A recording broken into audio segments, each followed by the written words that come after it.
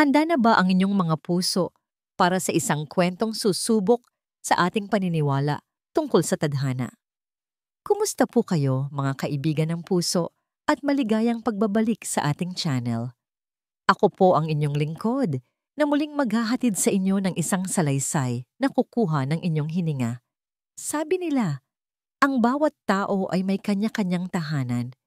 Ngunit paano kung ang tahanang matagal mo nang hinahanap ay isang lugar na puno rin ng sarili nitong lamat at pighati? Paano kung ang susi para mabuksan ang pinto nito ay ang paghilom muna sa mga sugat na hindi mo alam na sa'yo rin pala nagmula? Halina't pakinggan natin ang kwento ni Amihan sa unang kabanata na pinamagatang Anghel na naligaw sa hardin ng mga lihim. Ang init ng araw ay tila mga karayom na tumutusok sa balat ni Amihan. Bawat hakbang niya ay pabigat ng pabigat. Ang kanyang mga paa ay tila nakatanim sa lupang tinatapakan. Sa harap niya, isang pader na bato, ang tila walang katapusan. Ngunit sa isang siwang ng naglalakihang bakal na tarangkahan, nasilayan niya ang isang paraiso. Isang hardin. Hindi basta-bastang hardin. Ang mga bulaklak ay may mga kulay na hindi pa niya nakikita sa buong buhay niya. Mga rosas na kulay dugo, mga orkidya na tila mga paru-parong nakadapo, mga sampagita na ang bango ay humahalimuyak kahit sa labas ng bakod. Para itong isang panaginip, isang lugar na sa mga libro lang niya nababasa noong siya'y bata pa. Ang kanyang sikmura ay kumalam, isang pamilyar na kirot na matagal na niyang kasama. Mahigpit niyang hinawakan ang natitirang piraso ng tinapay sa kanyang bulsa. Matigas na at halos hindi na makain, ngunit ito na lamang ang kanyang pag-asa. Itinukod niya ang kanyang mga kamay sa malamig na rehas. Ang paningin niya ay unti-unting lumalabo. Ang mga kulay ng hardin ay nagsisimulang maghalo-halo, tila isang pinturang natunaw sa tubig. Ang huling pumasok sa isip niya ay ang tinapay. Sayang, hindi man lang niya nakagat. At pagkatapos, ang lahat ay naging itim. Ang kanyang payat na katawan ay bumagsak sa damuhan sa labas ng tarangkahan. Tila isang basahang walang buhay. Sa loob ng hardin, si Luntian Ian Silvestre ay naglalakad. Ang kanyang mga kamay ay nasa likod. Ang kanyang tindig ay matikas, tulad ng mga puno ng mahogany na nakapalibot sa kanyang mansyon. Ang isip niya ay abala sa mga numero, sa pagtaas ng presyo ng lupa sa Makati, sa bagong proyektong itatayo sa Cebu, sa mga tawag na kailangan niyang gawin. Ang hardin na ito, ang Villa Hiraya, ay ang kanyang santuwaryo. Ang tanging lugar kung saan ang ingay ng mundo ng negosyo ay pansamantalang nawawala. Ngunit ang katahimikan ay nabasag nang may mapansin siyang kakaiba malapit sa tarangkahan. Isang tumpok ng maruruming damit. Kumunot ang kanyang noo. Tinawag niya ang atensyon ng isa sa mga gwardiya. Anong problema doon? Malamig niyang tanong. Nang papalapit na sila, doon niya nakita. Hindi yun basta tumpok ng damit. Isang babae, isang dalagang nakahandusay sa lupa. Ang muka ay nakasubsob sa damuhan. Sir, baka pulubi lang po na naligaw, sabi ng gwardiya. Handa nang itaboy ito. Pero hindi kumilos si Luntian. May kung anong pumigil sa kanya. Dahan-dahan siyang lumuhod at sa tulong ng gwardiya, marahan nilang itinihaya ang dalaga. At sa sandaling iyon, ang lahat ng numero, ang lahat ng proyekto, ang lahat ng plano sa isip ni Luntian ay naglaho. Ang mukha ng dalaga ay marumi. May mga bahid ng alikabok sa pisngi. Ngunit sa kabila noon, may isang bagay na tila humablot sa puso ni Luntian at piniga ito ng mahigpit. Ang hugis ng kanyang mga labi, ang kurba ng kanyang mga pilik mata, ang anyo ng kanyang ilong. May isang pamilyar na anino, isang multo ng nakaraan na matagal na niyang ibinaon sa limot. Isang sakit na hindi niya inaasahang mararamdaman muli. Sir, okay lang po kayo? Tanong ng gwardiya. Napansin ang biglaang pamumutla ng kanyang amo. Hindi sumagot si Luntian. Ang kanyang mga mata ay nakatitig lamang sa payapang mukha ni Amihan. Ang kanyang paghinga ay bumigat. Ang pader na matagal na niyang itinayo sa paligid ng kanyang puso ay tila nagkaroon ng lamat. Dalhin niyo siya sa loob, utos niya. Ang boses ay garalgal at halos hindi niya makilala. Po, sir, sa loob po ng mansyon? Nag-aalangang tanong ng gwardiya. Isang matalim na tingin lamang ang isinagot ni Luntian, sapat na para tumalima ang mga tauhan niya nang walang karagdagang tanong. Binuhat nila ang walang malay na si Amihan papasok sa naglalakihang pinto ng Villa Hiraya. Iiwanan ang mundo ng alikabok at gutom sa labas. Nang magkamalay si Amihan, ang una niyang naramdaman ay ang lambot. Malambot na unan sa ilalim ng kanyang ulo. Malambot na kumot na bumabalot sa kanyang katawan.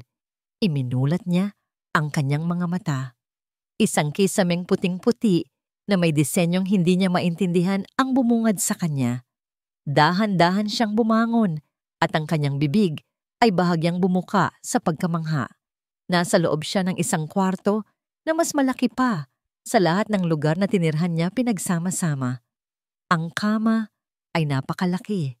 Ang mga kurtina ay gawa sa telang kumikinang. At may isang salamin na ang laki ay mula sa sahig hanggang kisame.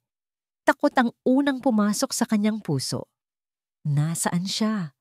Anong nangyari? Kinapa niya ang kanyang bulsa. Wala na ang tinapay. Isang mainit na luha ang pumatak mula sa kanyang mga mata. Bumukas ang pinto.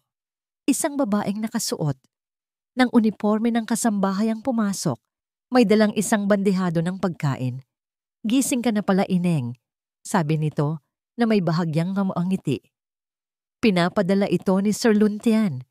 Kumain ka na at magpalakas. Hindi makapagsalita si Amihan.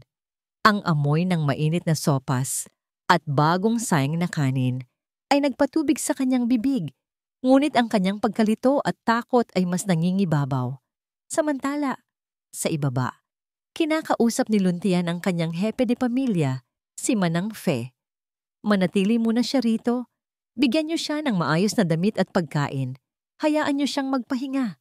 Mariing utos ni Luntian habang nakatingin sa labas ng bintana, pabalik sa lugar kung saan niya natagpuan ang dalaga. Pero sir, hindi po natin siya kilala. Paano kung masama ang kanyang intensyon? Nag-aalalang sabi ni Manang Fe. Humarap si Luntian at sa unang pagkakataon, sa loob ng maraming taon, nakita ni Manang Fe ang isang emosyon sa mga mata ng kanyang amo na hindi lamig o galit. Isang bagay na kahawig ng kalituhan at marahil, sakit. Ako ang bahala, maikli niyang sagot. Gawin mo na lang ang sinabi ko. Tumango na lamang si Manang Fe at umalis. Iiwanan si Luntian sa kanyang mga iniisip. Bakit? Bakit niya ginawa ito? Labag sa lahat ng kanyang prinsipyo. Ang pagtulong sa isang estranghero, ang pagpapatuloy nito sa kanyang tahanan. Sa tahanan nila, habang papalalim ang gabi at ang buong bahay ay nababalot na sa katahimikan, si Luntian ay hindi pa rin mapakali. Bumaba siya patungong kusina para uminom ng isang basong tubig. Sinusubukang alisin sa kanyang isip ang mukha ng dalaga. Ngunit habang siya ay nakatayo sa gitna ng malawak na sala, isang malamig na boses ang biglang bumasag sa katahimikan, nagmumula sa dilim sa itaas ng engrandeng hagdanan. Sino ang babaeng yan, Luntian? Ang boses ay puno ng pait at yelo. Isang tinig na matagal nang nawalan ng init. Anong ginagawa ng isang pulubi sa pamamahay ko? Mula sa dilim, dahan-dahang umusad ang isang anino. Isang babaeng nakaupo sa isang wheelchair. Si Hiraya Silvestre. Ang umagang sumunod ay hindi kasing lambot ng kamang tinulugan ni Amihan ng unang gabi. Nagising siya sa isang maliit ngunit malinis na silid sa bahagi ng mansyon para sa mga kasambahay. Ang damit na suot niya ay simple ngunit bago. Isang plain na t-shirt at pantalon na ipinagkaloob ni Manang Fe. Iyon ang paalala. Hindi siya panauhin. Siya ay isang taong binigyan ng pagkakataon at ang bawat araw niya sa Villa Hiraya ay kailangan niyang pagtrabahuhan. Makinig ka, Ineng, sabi ni Manang Fe habang inaayos ang buhok ni Amihan. Simple lang ang patakaran dito. Gawin mo ang trabaho mo, huwag kang magtanong at higit sa lahat, iwasan mong magalit si Senyora Hiraya. Tumangulang si Amihan. Ang puso niya ay kumakabog sa bawat salita. Ang pangalang Hiraya ay tila may dalang lamig na dumadampi sa kanyang balat. Ang unang pagkikita nila ay mas nakakakilabot pa kaysa sa inaasahan niya. Dinala siya ni Manang Fe sa silid ni Hiraya, isang malawak na kwarto kung saan ang sikat ng araw ay tila takot pumasok. Nakaupo ang ginang sa kanyang wheelchair malapit sa bintana. Nakatalikod sa kanila, nakatingin sa hardin na para bang may isinusumpa siyang bawat bulaklak doon. Senyora, narito na po si Amihan, magalang na sabi ni Manang Fe. Dahan-dahang umikot ang wheelchair. Ang mga mata ni Hiraya, malamig, mapanuri at puno ng pait, ay tila mga patalim na sumuri sa kabuuan ni Amihan mula sa dulo ng kanyang buhok hanggang sa gasgas sa kanyang mga paa. Napayoko si Amihan, hindi kayang salubungin ang gayong klaseng tingin. Ikaw, sabi ni Hiraya, ang boses ay kasing talim ng kanyang tingin. Ikaw ang pulubing dinala rito ng asawa ko. Hindi ito tanong, ito ay isang paghatol. Oo po, halos pabulong na sagot ni Amihan. Anong pangalan mo? Amihan po. Amihan? Inulit ni Hiraya ang pangalan. At sa paraan ng pagbigkas niya, ang pangalang minsang nagbigay ng ginhawa ay tila naging isang kasalanan. Tumingin ka sa akin. Nanginginig na itinaas ni Amihan ang kanyang paningin. Wala akong pakialam kung saan ka galing o kung anong drama ang dinala mo sa pamamahay ko. Mariing sabi ni Hiraya. Nandito ka para magtrabaho. Hindi ka pamilya. Hindi ka kaibigan. Isa kang katulong. Maliwanag? Opo, senyora. Sagot ni Amihan. Pinipigilan ang mga luhang nagbabadyang tumulo. Ang araw na yon ay isang bautismo ng apoy. Ngunit kung inakala niyang ang lamig ni Hiraya na ang pinakamatinding pagsubok, nagkakamali siya. Dahil kinahapunan, nakilala niya si Helena. Si Helena Silvestre, ang nakababatang kapatid ni Luntian, ay ang kabaligtaran ni Hiraya. Kung si Hiraya ay isang nagyayelong karagatan, si Helena ay isang nag-aapoy na bulkan na nababalutan ng matatamis na salita. Oh, so you must be the new girl, sabi ni Helena na may ngiting hindi umabot sa kanyang mga mata. Ang ganda mo naman. No wonder my brother took you in. May diin sa huling mga salita. Si Amihan ay inatasang maglinis ng sala, ngunit si Helena ay may ibang plano. Amihan, darling, malamig niyang tawag. Iwan mo muna yan. Pwede bang pakipunasan mo naman yung chandelier? Medyo maalikabok na kasi, hindi na yata naaabot ng iba. Napatingala si Amihan sa dambuhalang chandelier na nakabitin sa gitna ng sala. Gawa ito sa libu-libong kristal at mas mataas pa sa isang palapag na bahay. Sige po, ma'am, sabi niya. Binigyan siya ng isang mahabang hagdanan at basahan. Bawat akyat ni Amihan ay puno ng panganib. Ang bawat pagpuna sa isang piraso ng kristal ay pagod at pawis. Mula sa ibaba, nakaupo si Helena sa isang sopa, nagbabasa ng magazine. Paminsan-minsan ay sumisigaw ng, "Oh, may nakaligtaan ka sa bandang kaliwa," na may halong pangaasar. Sakto namang palabas ng kanyang opisina si Luntian, bihis na bihis para sa isang business meeting. Natigilan siya nang makita ang eksena. Nakita niya si Amihan na nanginginig sa tuktok ng hagdanan at si Helena sa ibaba na tila nanonood ng isang palabas. Ang mukha ni Luntian ay dumilim. Hindi siya sumigaw. Hindi niya tinaasan ang kanyang boses. Ngunit nang magsalita siya, ang awtoridad ay hindi matatawaran. Helena. Napalingon si Helena. Ang ngiti ay bahagyang natunaw sa kanyang mga labi. "Oh, kuya, paalis ka na?" Hindi pinansin ni Luntian ang tanong. Hindi yan trabaho niya. Pabain mo siya. Pero kuya, naglilinis lang naman siya. Sinabi kong pababain mo siya. Ulit ni Luntian. Ang boses ay mas mababa at mas mariin. Walang nagawa si Helena kundi tumalima.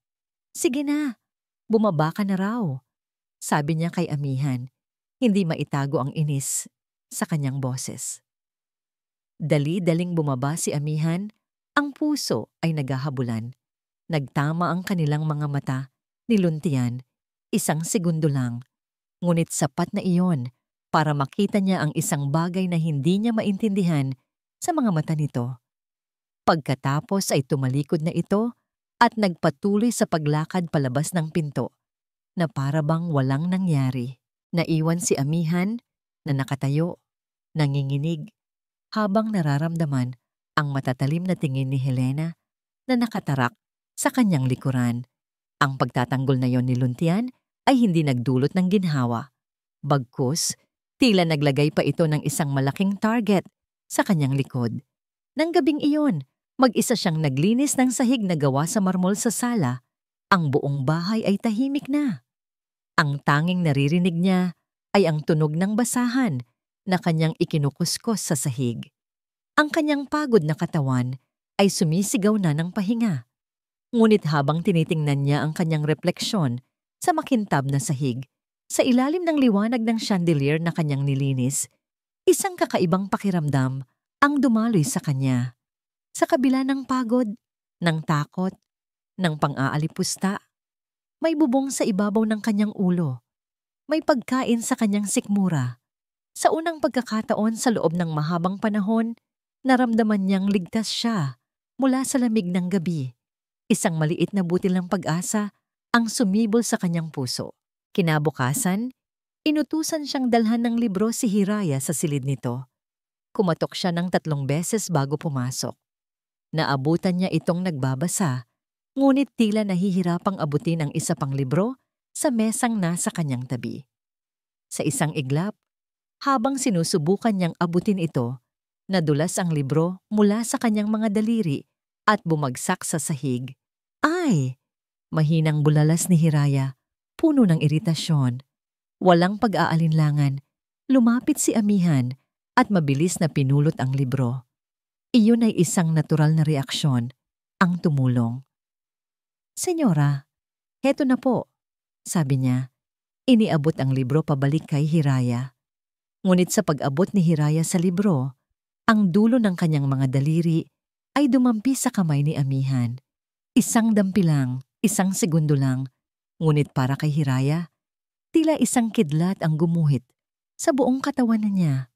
Agad niyang binawi ang kanyang kamay na para bang napaso.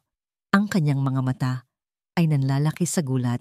Ang libro ay muling nahulog sa kanyang kandungan, ngunit hindi na niya ito pinansin. Ang kanyang mga mata ay nakatitig kay amihan. Hindi na may galit, hindi na may pait, kundi may isang ekspresyong hindi maipaliwanag. Isang halo ng pagkabigla, pagkalito, at isang bakas ng takot na tila nagmula pa sa isang napakalalim na nakaraan. Ang mga araw ni Hiraya ay may iisang kulay, abo, pare-pareho. Gigising siya sa isang malambot na kama na hindi niya naramdaman ang lambot. Tatanawin niya ang isang magandang hardin na hindi niya makita ang ganda. Kakain siya ng masasarap na pagkain na wala namang lasa. Ang kanyang mundo ay ang 4 na sulok ng kanyang silid at ang tanawin mula sa kanyang bintana ay isang paalala lamang ng lahat ng bagay na hindi na niya magagawa. Mula nang mangyari ang insidente sa libro, may kung anong nag-iba. Ang pagdampi ng kamay ng dalagang yon. Si amihan, may kuryenteng dumaloy na hindi niya maintindihan. Isang pakiramdam na pamilyar, ngunit matagal nang kinalimutan. Itinaboy niya ang alaala. Isiniksik sa baul ng mga bagay na ayaw na niyang isipin. Ngunit ang dalaga ay naroon pa rin. Isang aninong gumagalaw sa kanyang silid, nagpupunas ng alikabok, nag-aayos ng mga gamit, tahimik. Halos hindi humihinga. Isang presensyang sinusubukan niyang huwag pansinin. Isang hapon, habang nag-aayos si amihan ng mga kurtina malapit sa bintana, nagsimula ito.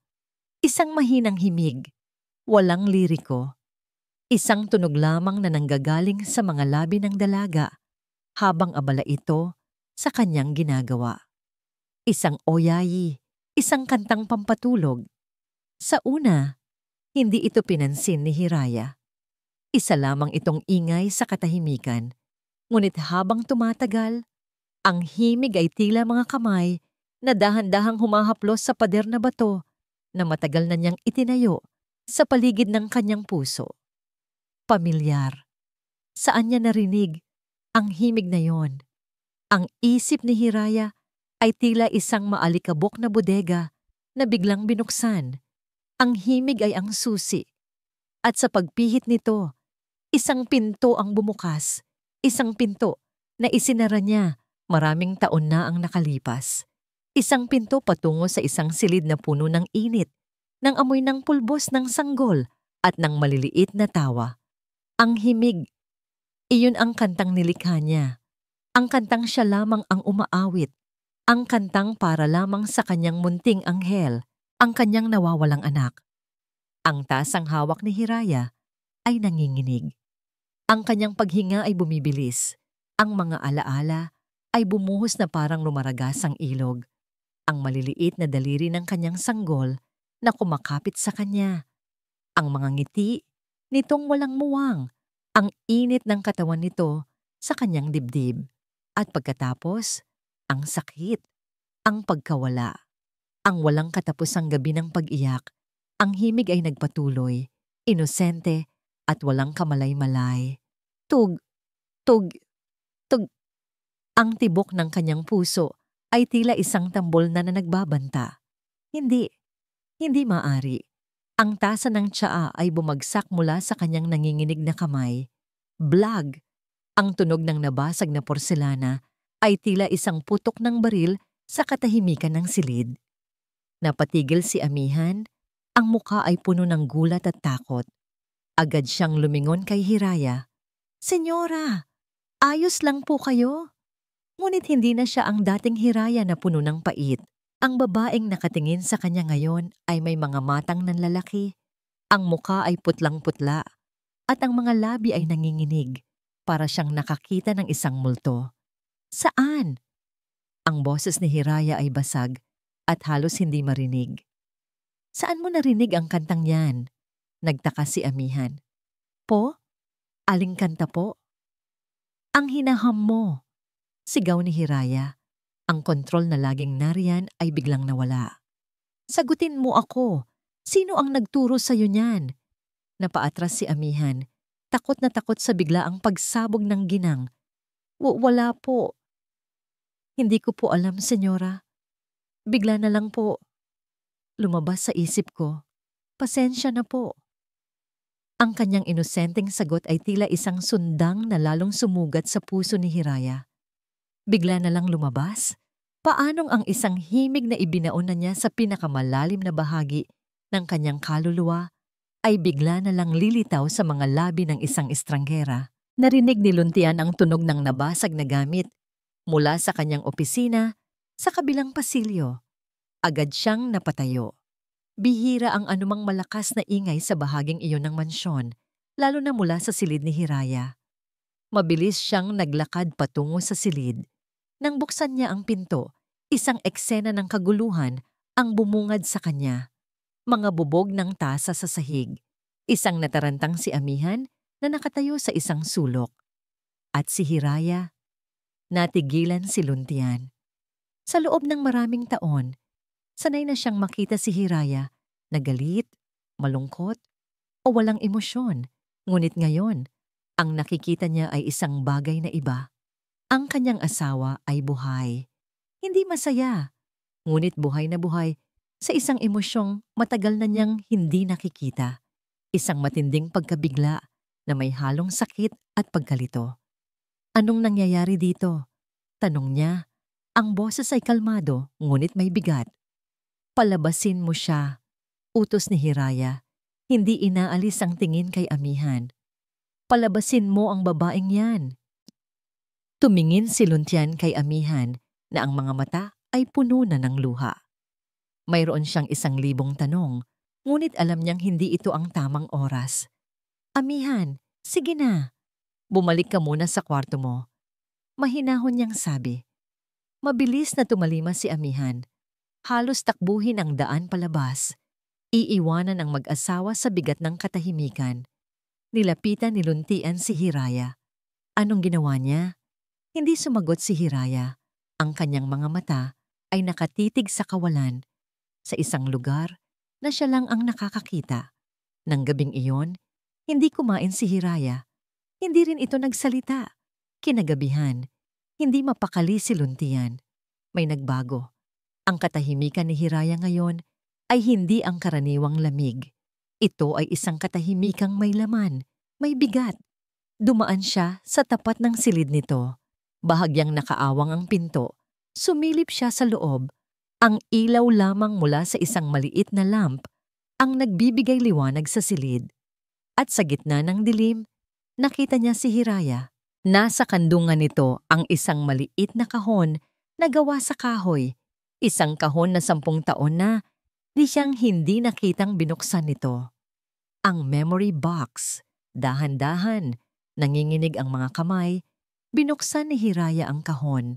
Inilabas niya ang mga laman nito isa-isa. Isang pares ng maliliit na medyas, isang puting bonet, isang maliit na pulseras na may nakaukit na pangalan.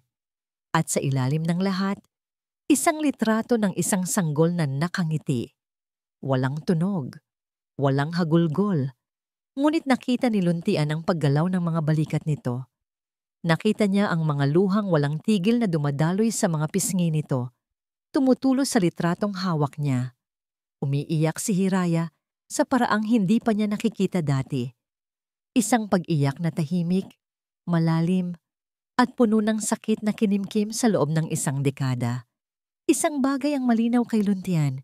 Ang dalagang si amihan, ang pulubing na pulot niya sa hardin, ay may dalang higit pa sa alikabok at gutom.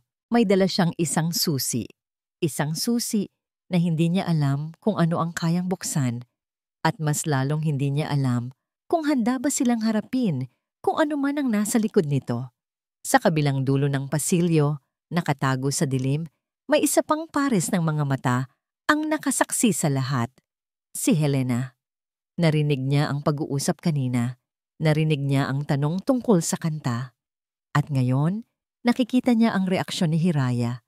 Ang pagbubukas ng ipinagbabawal na kahon. Ang kanyang mukha, na kanina'y puno ng pagtataka, ay dahan-dahang nagbago. Ang pagtataka ay napalitan ng pag-aalala. Ang pag-aalala ay naging takot. At ang takot ay dahan-dahang nag-anyong isang determinasyon. Isang determinasyong madilim at mapanganib.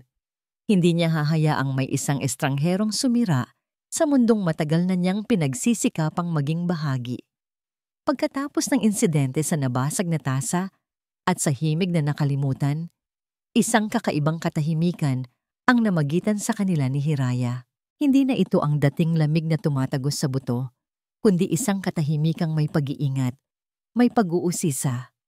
Hindi na siya tinatarayan ni Hiraya, ngunit ang mga mata nito ay laging nakamasid, tila may isang palaisipan na sinusubukang buuin. Isang hapon, habang nagpupunas ng mga libro si amihan, isang bagay na hindi inaasahan ang nangyari. Basahin mo para sa akin, utos ni Hiraya. Ang boses ay kalmado. Natigilan si amihan. Po? Itinuro ni Hiraya ang isang libro ng mga klasikong tulang Tagalog. Sabi mo'y nakapag-aral ka, ipakita mo sa akin. Nanginginig ang mga kamay na kinuha ni amihan ang libro. Naupo siya sa isang maliit na upuan, malapit sa wheelchair ng ginang. Ang bawat salita sa simula ay garalgal, kinakabahan.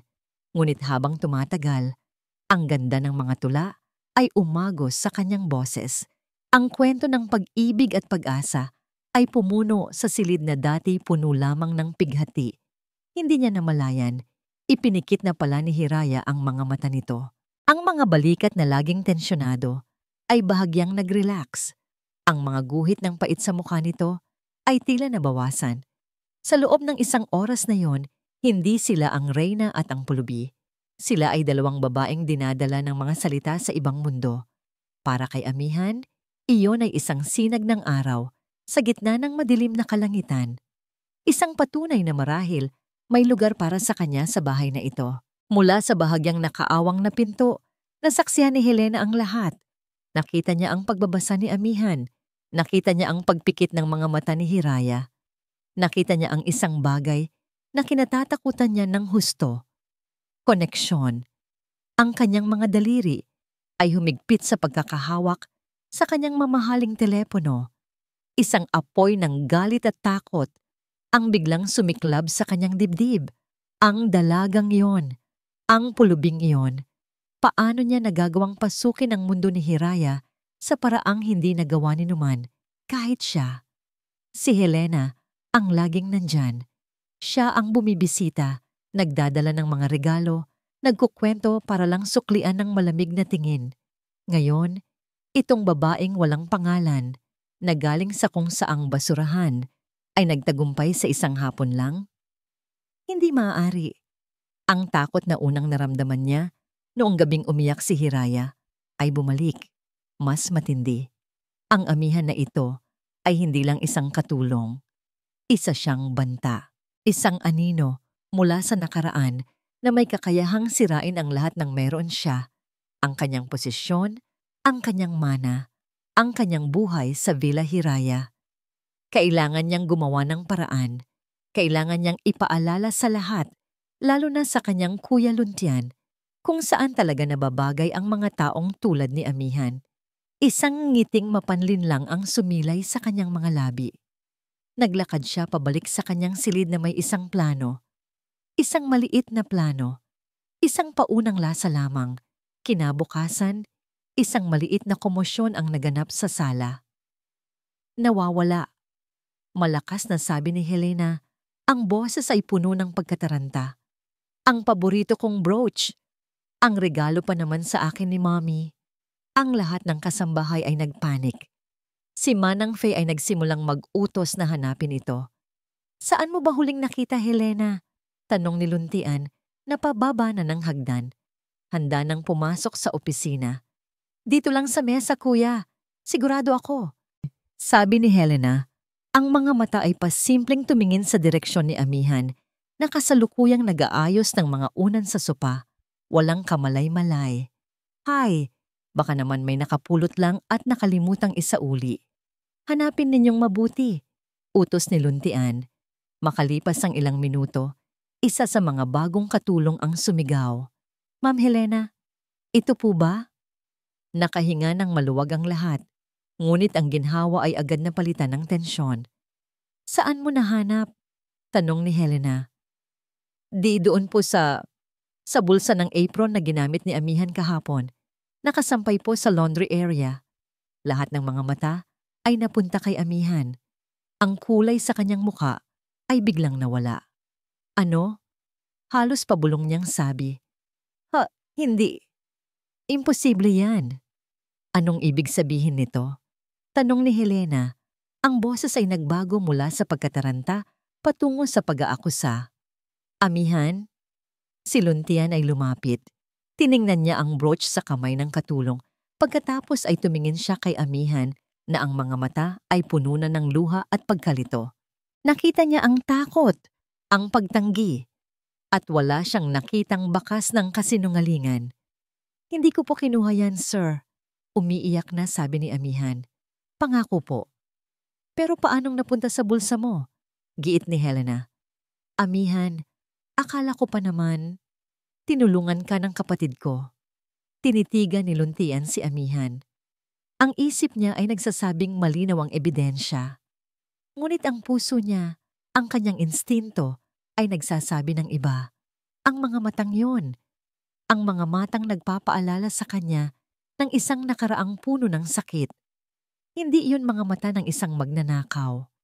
Tama na, mariing sabi ni Luntian. Ang boses ay bumaba, nagbibigay ng babala.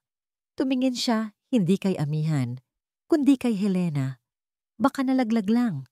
At hindi sinasadyang napunta doon. Nahanap na ang brooch. Tapos na ang usapan. Sabi niya, at Helena, mag-ingat ka sa pagbibintang ng walang sapat na katibayan. Isang sampal. Ang mga salita ni Luntian ay isang sampal sa mukha ni Helena sa harap ng lahat ng mga katulong. Nanlaki ang kanyang mga mata sa gulat at kahihiyan. Ang kanyang kuya, kinampihan ng pulubi, tumalikod si Luntian at nagpatuloy sa paglabas ng pinto. Manang Fe, ibalik niyo na sa trabaho ang lahat. Naiwan si Helena na nakatayo. Ang mukha ay namumula sa galit. Ang plano niya ay nag-backfire. Imbis na mapahamak si amihan, siya pa ang napahiya. Ngayon, sigurado na siya. Hindi na sapat ang maliliit na patibong. Kailangan niya ng isang bagay na mas malaki. Isang bagay na hindi na kayang palagpasin o ipagtanggol ng kanyang kuya. Nang gabing iyon, habang ang lahat ay natutulog na, pinuntahan ni Helena ang silid ng isang kasambahay na may malaki itong utang na loob sa kanya. Si Minda. Kailangan ko ng pabor, sabi ni Helena. Inilapag ang isang makapal na sobre ng pera sa ibabaw ng maliit na mesa. Nanlaki ang mga mata ni Minda sa pera. Ano po iyon, Ma'am Helena? Isang simpleng bagay lang, sabi ni Helena. Ang boses ay tila isang ahas na gumagapang sa dilim. Kailangan kong may mawala. Isang bagay na napakahalaga kay Senyora Hiraya. Nag-aalangan si Minda. Pero ma'am, gawin mo ito, putol ni Helena. At hindi mo na kailangang magtrabaho habang buhay. Pero kung magkakamali ka o kung may pagsasabihan ka, sisiguraduhin kong pagsisisihan mo. Walang nagawa si Minda kundi tumango. Ang mga kamay ay nanginginig habang inaabot ang sobre. Matapos ang kanilang pag-uusap, bumalik si Helena sa sala. Tahimik at madilim. Tanging ang liwanag ng buwan mula sa bintana ang nagbibigay ilaw sa malaking family portrait na nakasabit sa pader. Ang kanyang mga mata ay napako sa larawan. Sa kanyang kuya Luntian na matikas, sa kanya na nakangiti, at kay Hiraya. Noong mga panahong nakangiti pa ito, nakasuot ng isang napakagandang kwintas na diamante. Ang kwintas na ipinamana pa ng kanilang lola. Tinitigan ni Helena ang kumikinang na diamante sa leeg ni Hiraya sa larawan. Iyon ang kailangan niya. Isang bagay na napakahalaga, napakamahal, na kapag nawala, walang sinuman, kahit si Luntian, ang makapagtatanggol pa sa magnanakaw. Hindi pwedeng may umagaw ng lahat ng ito sa akin. Bulong niya sa dilim, ang boses ay puno ng lason at determinasyon. Ang umaga ay nagsimula ng payapa. Para kay Luntian, isa itong bihirang pagkakataon. Nakita niya kung paano nagbasa si amihan para kay Hiraya kahapon. Nakita niya ang bahagyang paglambot sa mukha ng kanyang asawa, isang bagay na mas mahalaga pa kaysa sa anumang kontratang mapipirmahan niya. Sa unang pagkakataon sa loob ng maraming taon, isang maliit na sinag ng pag-asa ang pumasok sa madilim na pasilyo ng kanyang buhay pamilya. Ngunit ang pag-asa sa Villa Hiraya ay sadyang marupok, madaling mabasag. Ang katahimikan ay biglang winasak ng isang sigaw.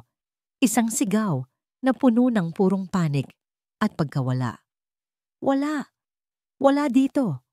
Ang sigaw ay nagmula sa silid ni Hiraya. Mabilis na tumakbo si Luntian, kasunod ang mga nag-aalalang kasambahay. Ang bumungad sa kanila ay isang eksenang hindi pa nila nakikita. Si Hiraya, sa kanyang wheelchair, ay tila isang bagyong nagwawala sa gitna ng silid. Ang mga unan ay nasa sahig. Ang mga gamit sa ibabaw ng kanyang vanity table ay nagkalat. Hinahalughog niya ang bawat sulok, ang bawat kahon, ang kanyang mga kamay ay nanginginig. Hiraya, anong nangyayari? Tanong ni Luntian, lumalapit sa kanyang asawa. Ang kwintas, Luntian! Humahagulgol na, sabi ni Hiraya. Ang kwintas ni Lola, Ang tanging alaala na iniwan niya sa akin, wala sa lalagyan. Ang kwintas. Natigilan si Luntian. Hindi iyon ordinaryong alahas. Iyon ay isang heirloom. Isang simbolo ng kanilang pamilya na nagpasalin-salin sa bawat henerasyon. Ang halaga nito ay hindi matutumbasan ng pera. Nasaan ka ba nagpunta? Baka naman nailagay mo lang sa iba. Pagpapakalma ni Luntian. Hindi! Dito ko lang inilalagay iyon palagi. Giit ni Hiraya. Pagkatapos kong isuot kahapon, tinanggal ko. Inilagay ko sa jewelry box ko. Sigurado ako. Sa gitna ng kaguluhan dumating si Helena. Ang muka ay nagpapakita ng labis na pag-aalala. Anong nangyayari, kuya? Hiraya? Nang marinig ang problema, ang kanyang mga mata ay bahagyang naningkit. Tila may bigla siyang naalala. Hiraya, malumanay niyang sabi na para bang nag-aalangan. Sino ba ang huling pumasok dito sa kwarto mo kagabi? Maliban sa atin. Lahat ay napatahimik. Sino pa ba? Sabi ni Helena. Ang boses ay tila nag-aalala, ngunit may nakatagong lason. Hindi ba't si Amihan? Siya ang huling nag-ayos ng silid mo bago ka matulog. Naaalala ko pa nga, kuya. Lumingon siya kay Luntian. Hinahangaan pa niya ang kwintas kahapon. Sabi niya, napakaganda po niyan, senyora. Hindi ba, Amihan? Lahat ng mga mata ay sabay-sabay na lumingon kay Amihan na nakatayo malapit sa pinto, putlang-putla. Tila binuhusan ng malamig na tubig. Ang init ng pag-asa na naramdaman niya kahapon ay biglang naging isang nagyeyelong takot. Oo po, nautal niyang sagot. Pero hanggang tingin lang po ako. Sigurado ka ba? Tanong ni Helena. Ang boses ay mas matalas na ngayon. Bago pa man makasagot si Amihan, isang boses ang narinig mula sa likuran. Si Minda, ang katulong na binayaran ni Helena. Pasensya na po. Nanginginig na sabi ni Minda. Nakayuko. Ayoko po sanang magsalita, pero kagabi po kasi, nakita ko si Amihan. Pabalik-balik po siya dito sa may pasilyo. Tila may binabalikan. Nakita ko po siyang nakatayo, malapit sa jewelry box ni Senyora, bago siya tuluyang umalis. Ang testimonya ni Minda ay tila isang pako na tuluyang ipinukpok sa kabaong. Ang lahat ng piraso ay nagtutugma. Ang paghanga sa kwintas, ang pagiging huling tao sa silid, ang kahina-hinalang pagkilos. Hindi po totoo yan. Umiiyak na sigaw ni Amihan. Hindi ko po magagawa yan. Maniwala po kayo sa akin. Tumingin siya kay Luntian. Ang mga mata ay nagmamakaawa. Sir, nung sa brooch po, naniwala kayo sa akin. Sir, pakiusap. Ang puso ni Luntian ay tila pinipiga. Ang isip at puso niya ay naglalaban. Nakita niya ang sinseridad sa mga mata ni Amihan. Ngunit nakikita rin niya ang pagkasirang loob sa mukha ng kanyang asawa. Ang kwintas ay hindi isang simpleng brooch. Ito ay bahagi na ng kanilang pamilya. Kuya, anong pa bang kailangan nating patunay? Mariing sabi ni Helena. Kailangan nating kapkapan ang mga gamit niya. Ang salitang kapkapan ay tila isang sampal kay Amihan. Ang kanyang dignidad, ang kanyang pagkatao, ay niyuyurakan sa harap ng lahat. Nag-aalangan si Luntian. Helena. Anong Helena, kuya? Giit nito. Kung inosente siya, wala siyang dapat ikatakot. Ito na lang ang paraan para malinis ang pangalan niya o para mapatunayan ang kasalanan niya. Si Luntian ay nasa isang sitwasyong wala siyang pagpipilian. Bilang ulo ng pamilya, kailangan niyang gawin ang nararapat. Ang pag-aalinlangan niya ay magmumukha lamang pagkiling sa isang estranghero laban sa sarili niyang pamilya. Sige, sabi niya. Ang bawat salita ay tila isang bato na bumabagsak mula sa kanyang bibig. Ang kanyang mga mata ay nakatingin kay Amihan, puno ng pagsisisi. Manang Fe, isama niyo si Amihan sa kwarto niya. at halughugin niyo ang lahat ng gamit niya. Ang utos ay pinal. Walang sino man ang makatututol. Ang paglalakbay mula sa silid ni Hiraya patungo sa maliit na kwarto sa servants' quarters ay ang pinakamahabang paglalakbay sa buhay ni Amihan. Bawat hakbang ay isang paghatol. Bawat tingin ng ibang kasambahay ay isang panghuhusga. Ang kanyang silid ay maliit lamang. Ang kanyang mga gamit mas kaunti pa.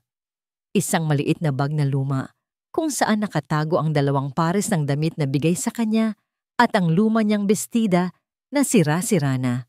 Iyon lang ang yaman niya sa mundo. Binuksan ni Manang Fe ang bag. Inilabas ang mga damit. Walang kwintas. Isang bahagyang ginhawa ang naramdaman ni Amihan. Wala silang makikita. Ngunit nang ilabas ni Manang Fe ang huling piraso ng damit, isang maliit na papel ang nahulog mula sa tupi nito. Isang resibo. Pinulot ito ni Helena na kanina pa nakabantay na parang isang buwitre. Binasa niya ito ng malakas. Ang bawat salita ay isang dagok sa puso ni Amihan.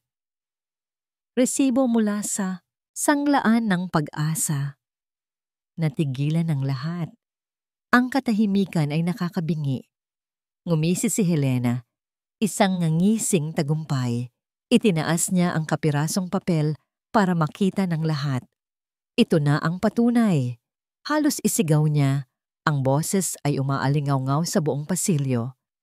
Hindi na natin mahahanap ang kwintas dahil wala na rito. Isinangla na niya pa. Ang kapirasong papel sa kamay ni Helena ay hindi lang isang resibo. Iyon ay isang hatol. Isang parusang kamatayan sa kanyang munting pag-asa at bagong usbong na pangarap. Hindi, pabulong na sabi ni Amihan. Ang kanyang mga mata ay nanlalaki sa hindi makapaniwalang sakit. Ang hangin ay tila ninakaw mula sa kanyang mga baga. Hindi akin yan. Hindi ko alam kung paano yan napunta dyan. Ang kanyang mga salita ay nawalan ng bigat. Tila mga dahong tuyo na tinatangay ng malakas na hangin ng akusasyon. Walang naniwala. Paano pa sila maniniwala? Ang ebidensya ay naroon. Malinaw pa sa sikat ng araw. Tumingin siya sa paligid. Ang mga mukha ng mga kasamahan niya sa trabaho ay puno ng pagkadismaya at panghuhusga. Si Manang Fe, na naging mabait sa kanya, ay hindi makatingin sa kanya ng diretsyo. Si Helena ay nakangisi, isang matagumpay na general na nanalo sa isang laban. At pagkatapos, tumingin siya kay Hiraya. Si Hiraya, na dinala ng ibang katulong ang wheelchair para masaksihan ng lahat. Ang babaeng binasahan niya ng tula. Ang babaeng sa isang saglit ay naramdaman niyang meron silang koneksyon. Ang mukha ni Hiraya ngayon ay isang maskara ng yelo. Ang bahagyang init na nasilayan niya kahapon ay ganap ng naglaho, napalitan ng isang malamig na galit at matinding pagkasuklam. Iyon ang pinakamasakit sa lahat. Ang pagtingin na iyon, ang tingin ng isang taong lubos na nagtiwala at lubos na nasaktan. Walang salitang lumabas sa bibig ni Hiraya. Tumalikod lang ito at nagpautos na itulak ang kanyang wheelchair pabalik sa silid. Ang bawat pag-ikot ng gulong ay tila isang pako na lalong bumabaon sa dibdib ni Amihan. Ang pananahimik nito ay mas malakas pa kaysa sa anumang sigaw. Naiwan si Amihan na nakaharap kay Luntian. Siya na lang, ang huling sinag ng kanyang pag-asa. "Sir," nagsusumamong sabi niya, ang mga luha ay malayang dumadaloy sa kanyang mga pisngi.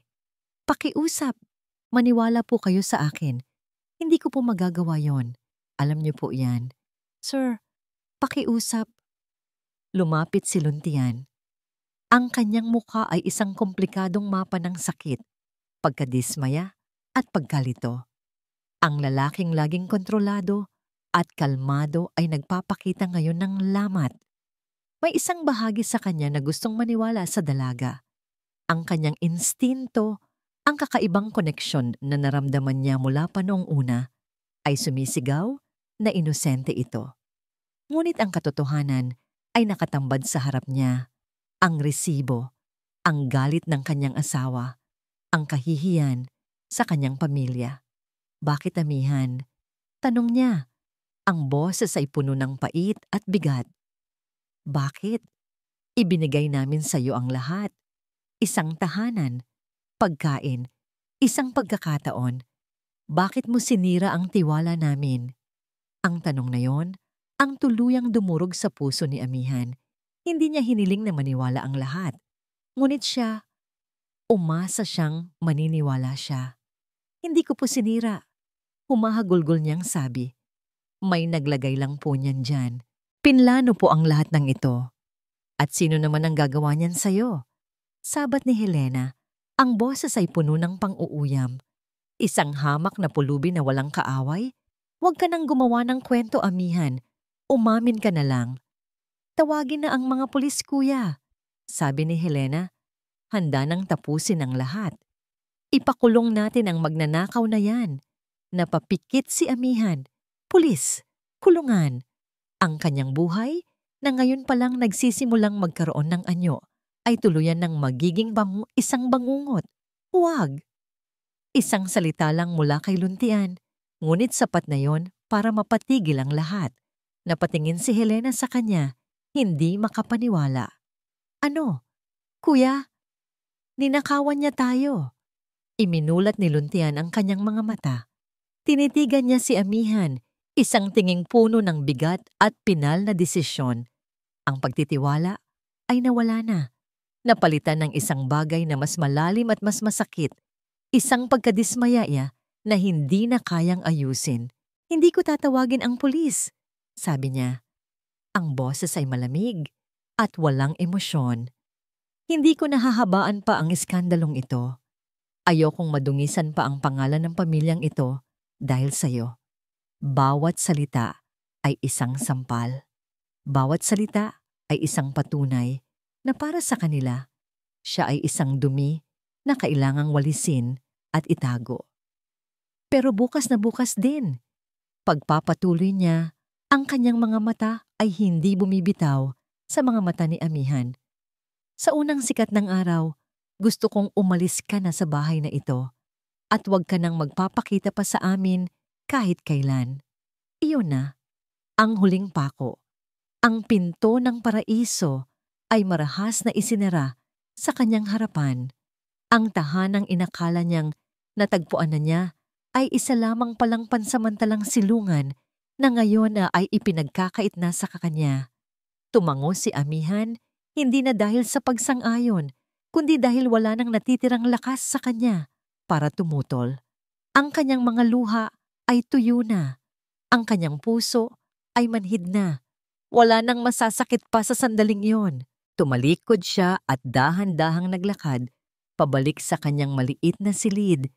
Ang bawat hakbang ay tila isang milya ang layo. Ang mga bulungan at tingin ng mga tao sa kanyang likuran ay hindi na niya pinansin. Nang gabing iyon, sa loob ng kanyang kwarto, umupo siya sa sahig, yakap-yakap ang kanyang mga tuhod. Hindi na siya umiyak, wala nang luhang lumalabas. Isang malalim na kawalan na lang ang nararamdaman niya. Isang butas sa kanyang dibdib na mas masakit pa sa gutom, mas malamig pa sa lansangan. Ang pangarap ay tapos na. Bukas, babalik siya sa realidad.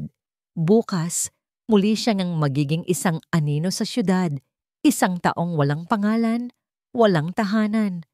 At ngayon, walang tiwala sa kabutihan ng mundo. Ang gabi ay bumagsak sa Villa Hiraya, ngunit hindi ito nagdala ng kapayapaan, bagkus isang mabigat at nakakabinging katahimikan.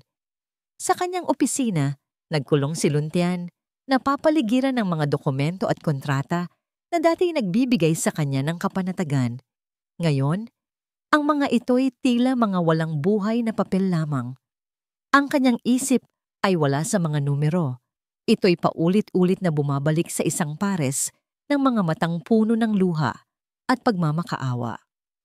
May naglagay lang po niyan dyan. Pinlano po ang lahat ng ito. Ang mga salita ni amihan ay umuulit-ulit sa kanyang isipan na parang sirang plaka. Sinubukan niyang burahin ito, kumbinsihin ang sarili na ginawa niya ang tama. Ngunit isang bagay ang hindi tama. Isang bagay ang hindi tugma. Bakit sa isang sanglaan? Kung magnanakaw si amihan, isang taong galing sa lansangan, hindi ba't mas malamang na itago niya ang alahas o ibenta ito sa mas madilim na paraan? Ang pagsangla nito, gamit ang isang resibo, ay tila napakatanga, napakadaling matunton. Hindi siya mapakali. Tumayo siya at naglakad-lakad. Ang kanyang anino ay tila isang balisang kaluluwa sa ilalim ng ilaw ng lamp. Ang kanyang mga mata ay napadpad sa monitor na nagpapakita ng mga kuha mula sa CCTV camera ng mansyon. Isang ideya ang biglang pumasok sa kanyang isip. Isang desperadong ideya. Umupo siya at sinimulang i-review ang mga footage mula kagabi, partikular sa pasilyo na patungo sa silid ni Hiraya. Mabilis niyang pinatakbo ang oras. Nakita niya si amihan na lumabas. Normal, walang kahina-hinala. Nagpatuloy siya at doon niya nakita isang blankong espasyo, isang gap. Mula 11:04 p.m. hanggang 11:09 p.m., ang recording ay tila tumalon. 5 minuto. 5 minutong nawawala. Kinabahan si Luntian. Ang kanilang security system ay state of the art. Hindi ito dapat nagkakaroon ng ganitong problema maliban na lang kung sinadya. Kinuha niya ang kanyang telepono. Sa isang mabilis na tawag, ginising niya ang pinakamagaling na IT expert na kilala niya. "Marco, kailangan kita," sabi niya. Ang boses ay apurado. "May isang corrupted video file ako. Kailangan kong malaman kung ano ang nangyari sa 5 minutong nawawala. At kailangan ko ang sagot bago sumikat ang araw." Sa kabilang bahagi ng mansyon, si Hiraya ay gising na gising din. Nakaupo siya sa kanyang wheelchair sa gitna ng madilim na silid. Ang tanging liwanag ay nagmumula sa buwan sa labas ng bintana. Ang galit na naramdaman niya kanina ay unti-unting napapalitan ng isang nakakabinging katahimikan. At sa loob niyon, nagsimulang lumitaw ang mga pagdududa. Ang himig na yon, ang kantang iyon, isang kantang walang ibang nakakaalam kundi siya. Isang kantang siya lamang ang inaawit sa kanyang sanggol. Paano?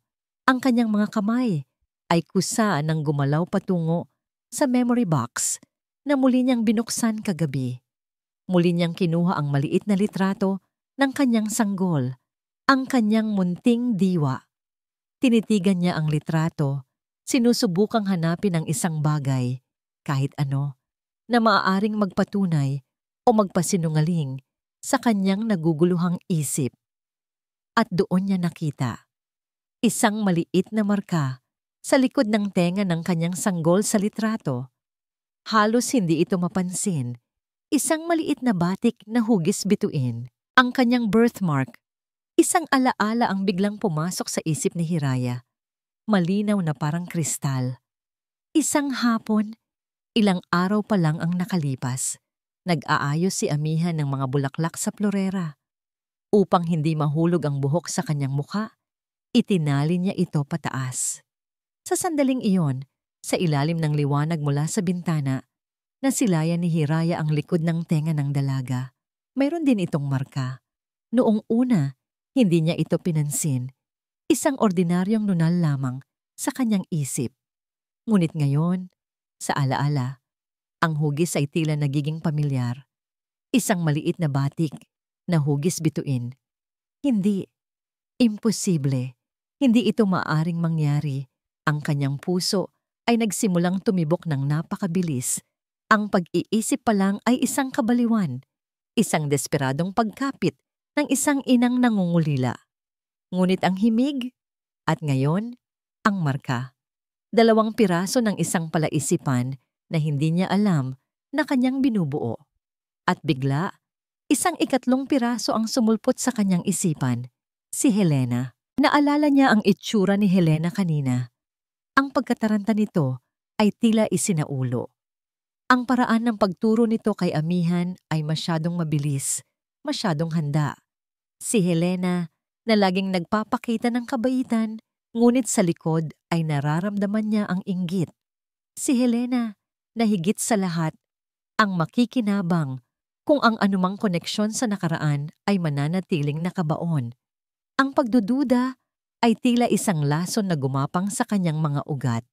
Isang pagdududa hindi para kay Amihan, kundi para sa lahat ng nangyari sa araw na yon. Habang nag-iisip si Hiraya, sa kabilang linya ng telepono, narinig ni Luntian ang boses ng kanyang IT expert. Ang tunog ng notification sa kanyang laptop ay biglang umalingaw-ngaw sa tahimik na opisina. "Sir, na-recover ko na po ang file," sabi ni Marco sa telepono. Ang boses ay seryoso. "May makikita po kayo, pero baka hindi niyo magustuhan." Ang sikat ng araw ay gumapang sa maliit na siwang ng bintana ni Amihan, isang paalala na dumating na ang umagang kinatatakutan niya. Hindi siya natulog. Ang kanyang mga mata ay tuyo at maga. Ang kanyang puso ay isang manhid na bato sa kanyang dibdib. Ginugol niya ang buong gabi sa pagtitig sa kawalan, sa pag-alala, sa bawat ngiti, sa bawat mabuting salita, sa bawat butil ng pag-asa na ibinigay sa kanya sa Villa Hiraya. Lahat ng yun ay isa na lamang ngayong masakit na alaala. Wala nang natirang luha, wala nang natirang galit. Ang naroon na lamang ay isang malalim at nakakabinging kawalan. Dahan-ahan siyang tumayo, ang bawat galaw ay mabigat. Inayos niya ang kanyang mga gamit, ang 2 pares ng damit na bigay sa kanya, at ang luma niyang bestida. Maingat niyang tiniklop ang mga ito at isinilid sa kanyang lumang bag. Ang damit pantrabaho na suot niya ay hinubad niya at maayos na inilagay sa ibabaw ng kama. Wala siyang dadalhin mula sa bahay na ito maliban sa kanyang sarili. Iyon ang tanging bagay na natitira sa kanya. Paglabas niya ng silid, ang mansyon ay tahimik pa. Ang mga kasambahay ay nagsisimula pa lamang sa kanilang mga gawain. Ngunit nang makita siya, umiiwas sila ng tingin. Ang iba'y may awa, ang iba'y may panghuhusga. Para sa kanila, siya si Amihan, ang magnanakaw. Naglakad siya sa mahabang pasilyo. Bawat hakbang palayo sa kanyang maliit na silid ay isang hakbang palapit sa walang katiyakang mundo sa labas. Nang marating niya ang engrandeng hagdanan, natigilan siya. Sa ibaba, sa sala, nakatayo si Luntian, nakatalikod sa kanya, nakatingin sa labas ng bintana. Sa kabilang dulo, nakaupo si Hiraya sa kanyang wheelchair, nakatingin din sa kawalan. Tila 2 islang pinaglayo ng isang malawak na karagatan ng katahimikan. Hindi niya alam na magdamag din silang gising. Hindi niya alam ang tungkol sa video. Hindi niya alam ang tungkol sa marka. Ang tanging alam niya ay ang hatol na ibinigay sa kanya. Nagpatuloy siya sa pagbaba. Ang bawat hakbang niya sa marmol na sahig ay umalingaw-ngaw sa katahimikan, isang malungkot na tunog ng pamamaalam. Hindi siya pinigilan ni Luntian, hindi ito lumingon. Gusto niyang pigilan siya. Gusto niyang sumigaw, humingi ng tawad, ipaliwanag ang lahat. Ngunit hindi pa ito ang tamang oras. Kailangan niya munang harapin ang sarili niyang kapatid. Kailangan niya munang ayusin ang gulong siya mismo ang nagpahintulot na mangyari. Ang pananahimik niya ngayon ay isang parusa sa sarili, isang pag-amin sa kanyang pagkakamali. Dumaan si Amihan sa harap ni Hiraya. Hindi rin ito nagsalita. Ngunit sa isang saglit, sa gilid ng kanyang mga mata, nakita ni Amihan ang isang pumatak na luha mula sa mata ng ginang. Mabilis itong pinahid ni Hiraya, ngunit nakita niya. Hindi niya ito naintindihan. Inakala niyang luha yon ng galit. Tumigil si Amihan sa tapat ng malaking pinto. Hinawakan niya ang malamig na seradura. Ito na yon. Isang hiningang malalim. Sa huling pagkakataon, lumingon siya. Tiningnan niya ang kabuuan ng sala. Ang chandelier na kanyang nilinis. Ang mga libro na kanyang binasa. Ang hagdanan na kanyang inakyatan. Ang tahanang sa isang saglit ay inakala niyang magiging kanya. Isang mapait na ngiti ang sumilay sa kanyang mga labi. Ang mga pangarap pala ay pwede ring magnakaw. Ninanakaw nito ang iyong puso. At pagkatapos ay iiwan kang basag at walang laman. Habang nakatingin siya, ang email na may video file ay pumasok sa telepono ni Luntian. Ang tunog ng notification ay tila isang hudyat. Ngunit huli na ang lahat. Binuksan ni Amihan ang pinto at humakbang palabas. Ang sikat ng araw ay sumalubong sa kanya, ngunit hindi ito nagdala ng init. Ang pinto sa kanyang likuran ay dahan-dahang nagsara. Ang malakas na kalabog nito ay ang pinal na tunog ng kanyang paglisan. Ang Villa Hiraya, ang hardin ng mga lihim, ay muling isinara para sa kanya. Nagsimula siyang maglakad palayo, walang tiyak na direksyon. Ang kanyang mga paa ay dinala siya pabalik sa mga kalsadang dati niyang tahanan. Ngunit ngayon, mas masakit na. Dati, ang lansangan ay ang tanging mundong kilala niya. Ngayon, isa na itong paalala ng paraisong nawala sa kanya. Umulan. Ang malalaking patak ng ulan ay nagsimulang bumuhos, dumidilig sa alikabok ng kalsada. Hindi siya naghahanap ng masisilungan. Hinayaan niyang mabasa ang kanyang buhok, ang kanyang damit. Hinayaan niyang ang lamig ng ulan ay yakapin ang kanyang katawan.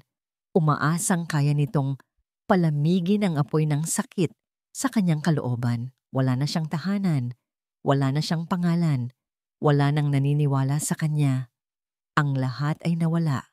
Sa gitna ng malakas na ulan, sa isang syudad na walang pakialam, si Amihan ay muling naging isang anino, isang lihim na binura at kinalimutan. Samantala, sa loob ng opisina ng Villa Hiraya, binuksan ni Luntian ang video file.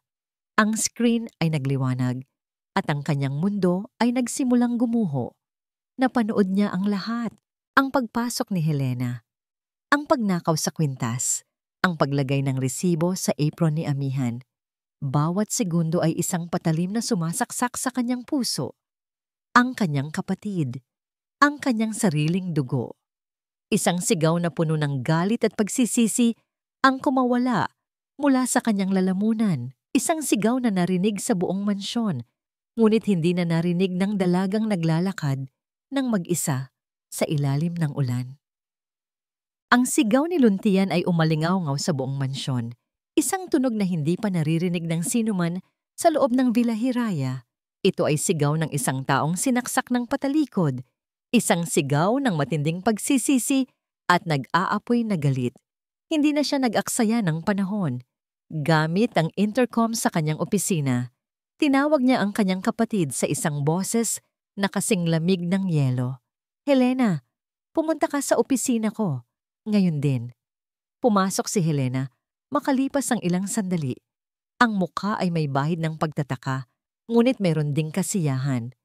Inaasahan niyang pag-uusapan nila ang maayos na pagpapaalis sa problema.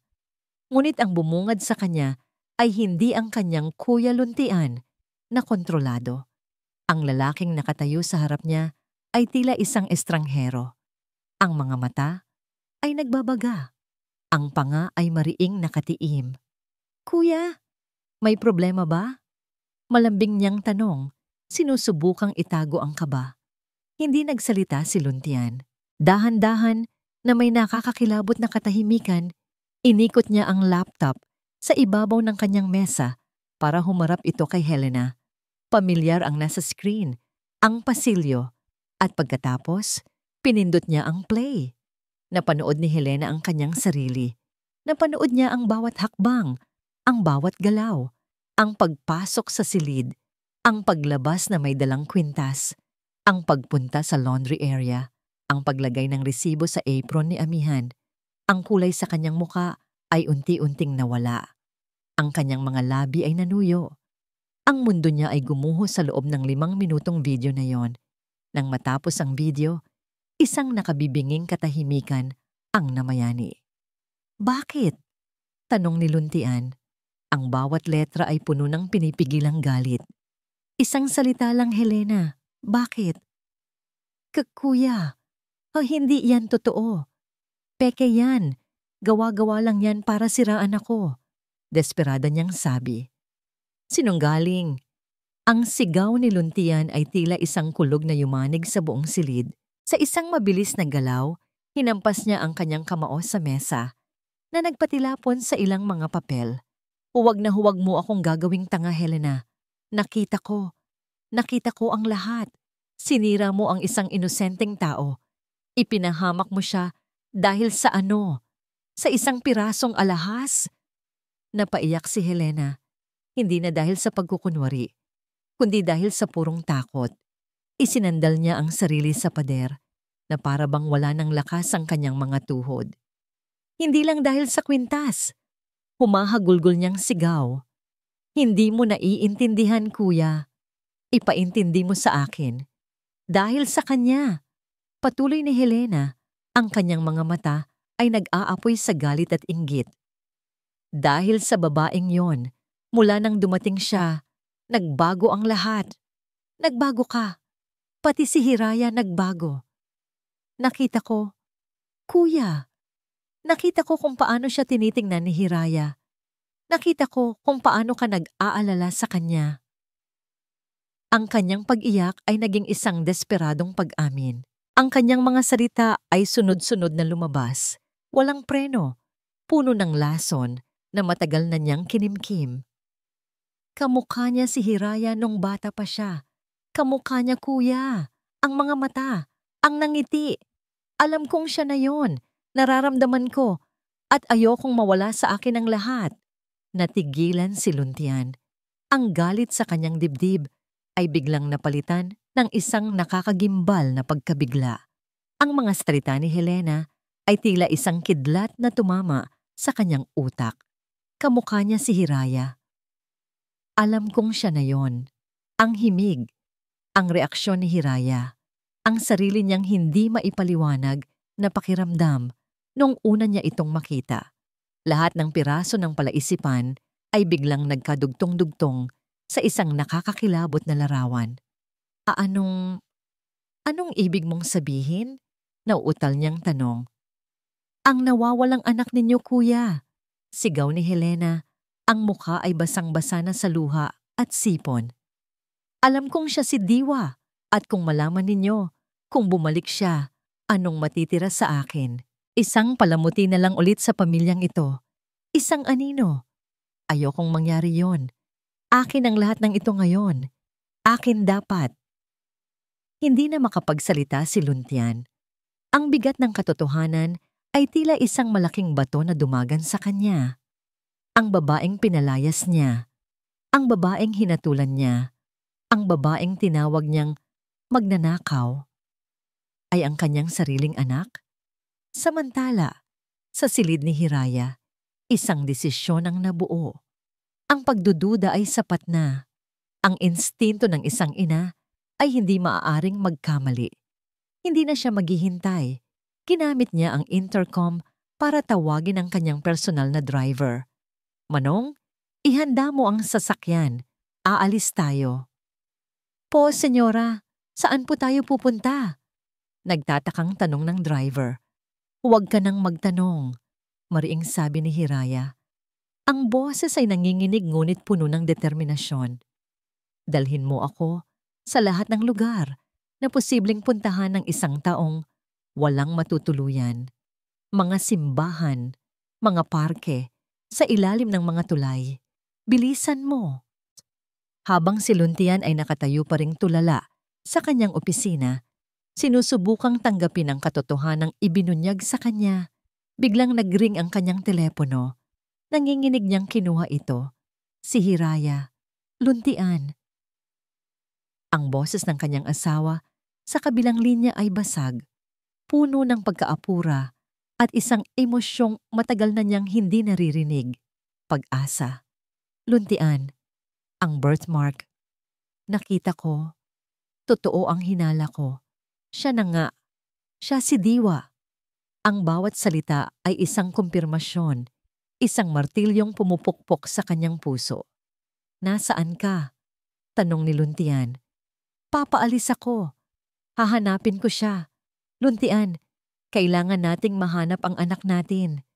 Ang pagsisisi sa puso ni Luntian ay sumabog. Huwag kang umalis. Hintayin mo ako. Bababa na ako. Sabay nating hahanapin siya. Ibinagsak niya ang telepono.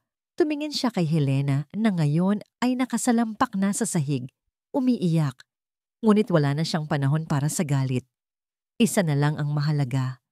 Ang mahanap si Amihan. Ang mahanap ang kanilang anak. Ang ulan ay tumila na, ngunit ang lamig ay nanatili. Kumakapit sa basang damit at sa nanlalamig na puso ni Amihan, napadpad siya sa isang lugar na pamilyar sa kanya, isang maliit at lumang bahay ampunan sa gilid ng isang abalang kalsada. Dito siya minsan sumisilong, dito niya natutunang ibahagi ang kakarampot na mayroon siya sa mga batang masawi pa sa kanya. Ito ang tanging lugar sa mundo kung saan naramdaman niyang may silbi siya. Pumasok siya sa loob, basang-basa at nanginginig. Sinalubong siya ng yakap ng isang madre at ng mga nag-aalalang tingin ng mga bata. Sa halip na isipin ang sariling pighati, isang bagay na mas malakas ang humila sa kanya. Kumuha siya ng isang basahan at nagsimulang punasan ang isang batang sinisipon. Kumuha siya ng tinapay mula sa donasyon at hinati-hati ito para sa mga nagugutom.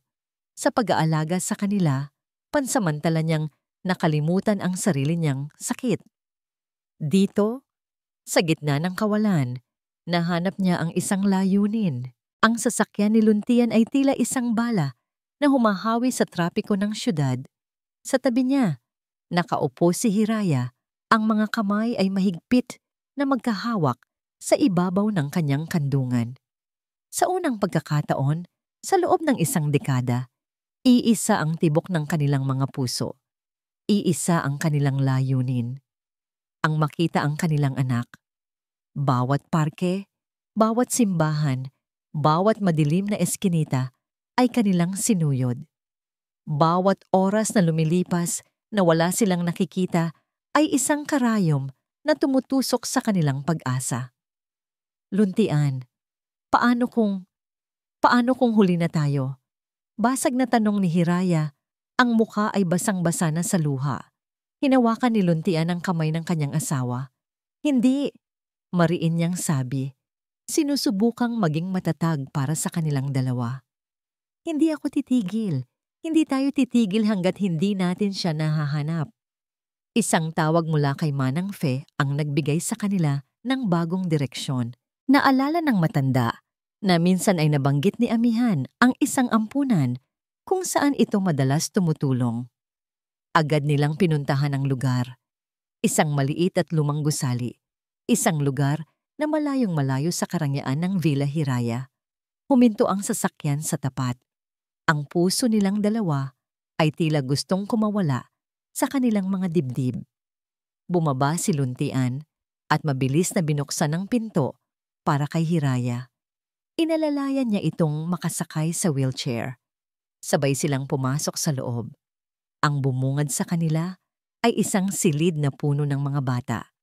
At sa gitna ng mga ito, nakaupo sa sahig, may hawak na isang mangkok ng lugaw, nakangiti, habang sinusubuan ng isang maliit na batang babae. Si Amihan, ang nangiti sa mukha ni Amihan ay dahan-dahang nawala nang makita niya sila. Ang mangkok ay nanginginig sa kanyang kamay. Ang takot at pagkalito ay bumalik sa kanyang mga mata. Anong ginagawa nila dito? Para ba siyang sugpuin hanggang sa huling hantungan? Para ba siyang isumbong sa mga pulis? Sinubukan niyang tumayo, umatras. Ngunit bago pa man siya makagalaw, isang bagay na hindi kapani-paniwala ang nangyari. Si Hiraya, gamit ang lahat ng lakas na natitira sa kanyang mga binti na matagal nang hindi gumagana, itinukod ni Hiraya ang kanyang mga kamay sa braso ng wheelchair. Nanginginig. Nagpupumilit. Sa tulong ni Luntian na mabilis na umalalay, nagawa niyang tumayo. Isang milagro. Isang bagay na hindi niya ginawa sa loob ng 10 taon. Dahan-dahan, nanginginig ang bawat hakbang na tila isang sanggol na natututong maglakad. Lumapit si Hiraya kay Amihan. Ang bawat metro ay tila 1 kilometro ng sakit, pagsisisi at pangungulila. Nakatitig lang si Amihan, hindi makagalaw sa kanyang kinatatayuan, hindi maintindihan ang nangyayari. Nang nasa harapan na niya si Hiraya, Ang mga mata ng ginang ay puno ng luhang matagal nang kinimkim. Dahan-dahan, nanginginig ang kamay. Itinaas ito ni Hiraya.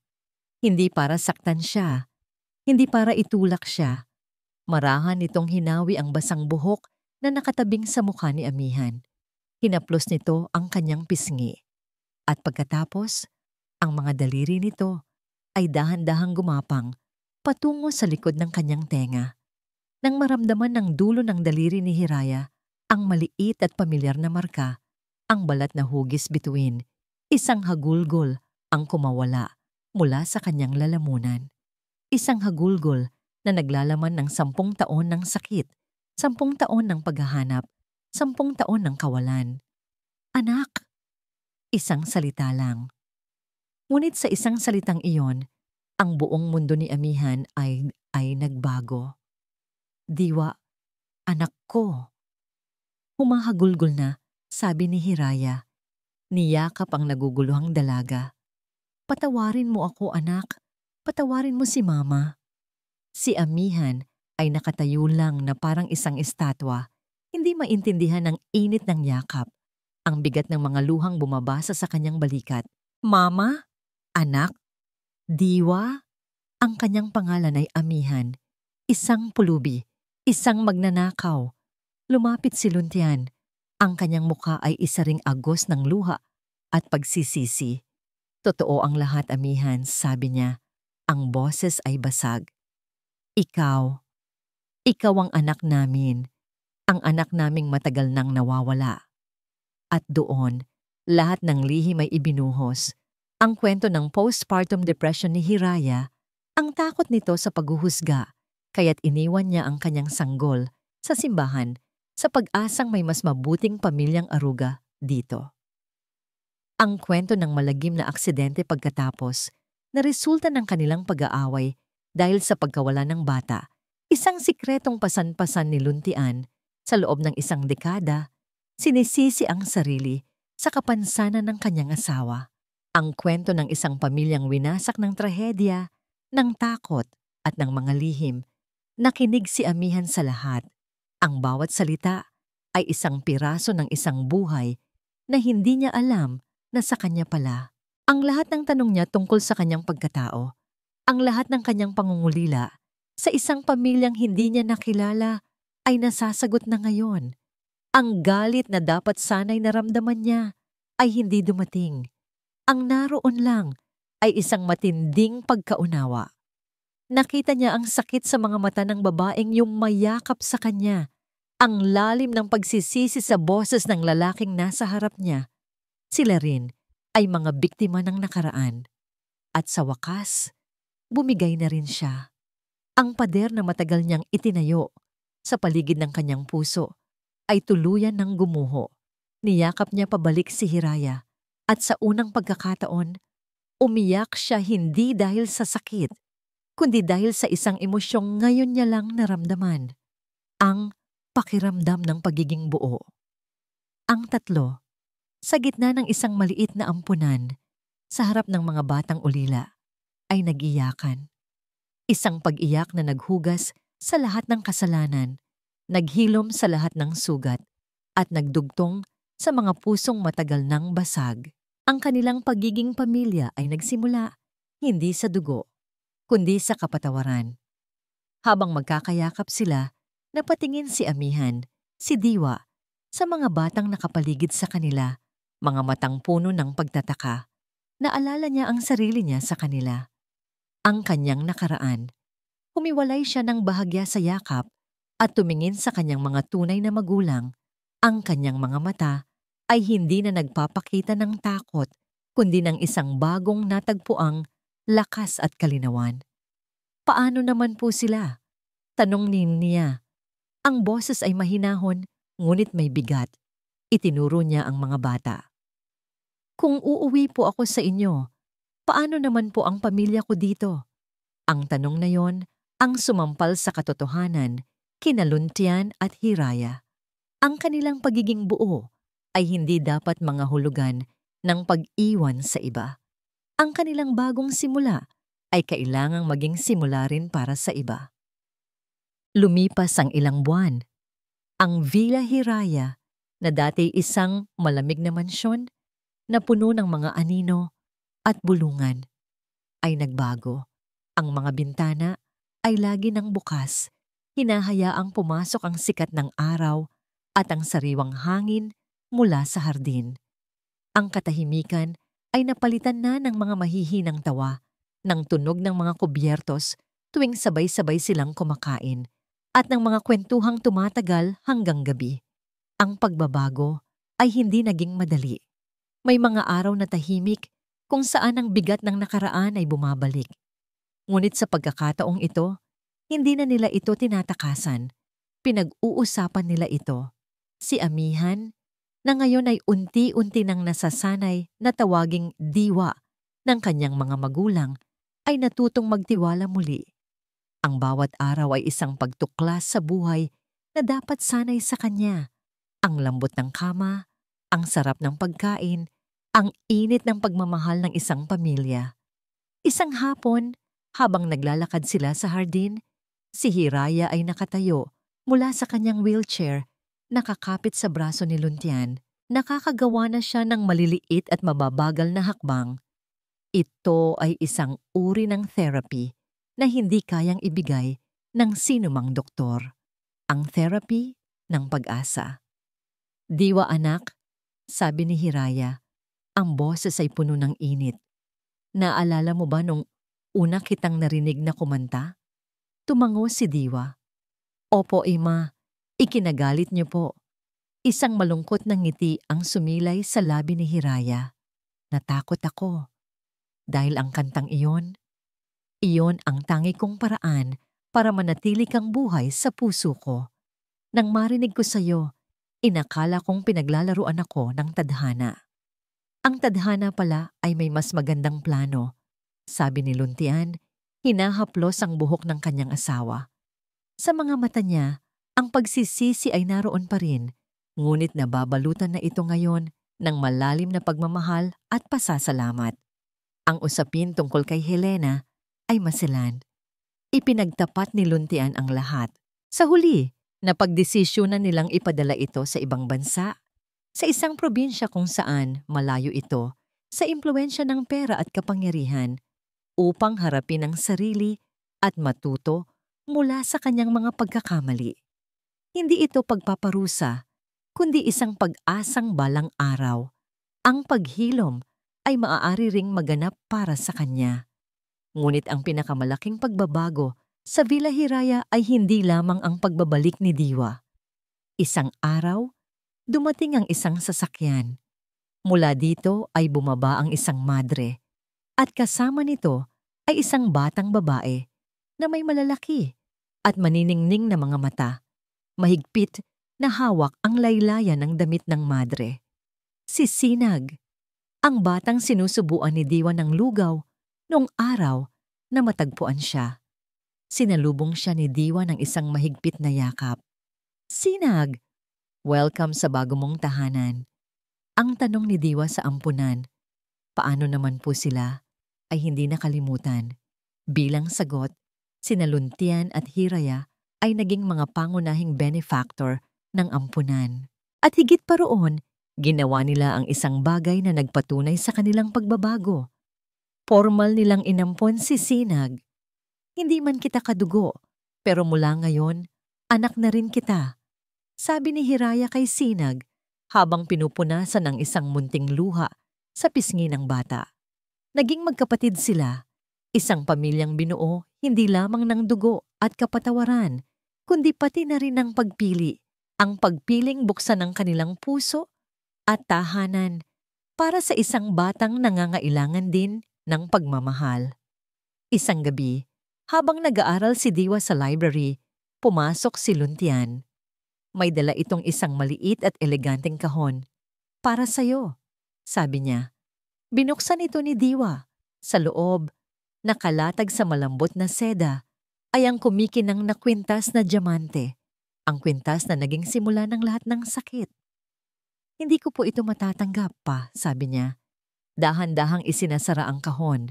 Ngumiti si Luntian. Alam ko, sabi niya, Kinuha niya ang kahon. Hindi ito para sa'yo. Pa, itatabi ko muna ito at ibibigay ko sa'yo sa isang napaka-espesyal na araw. Sa araw na ikaw naman ang magsisimula ng sarili mong pamilya. Hindi na ito isang simbolo ng kayamanan, kundi isang simbolo ng kinabukasan, ng mga pangarap na darating. Lumabas sila sa balkonahe. Naroon na si Hiraya at si Sinag, nakatingin sa mga bituin. Umupo si Diwa sa tabi ng kanyang kapatid. Ate Diwa, ang daming bituin. Bulong ni Sinag. Oo, sagot ni Diwa. Bawat isa sa kanila may sariling kwento. Tumingin siya sa kanyang pamilya, ang kanyang ama na nakatayo sa likod ng kanyang ina, ang kanyang kapatid na nakasandal sa kanyang balikat.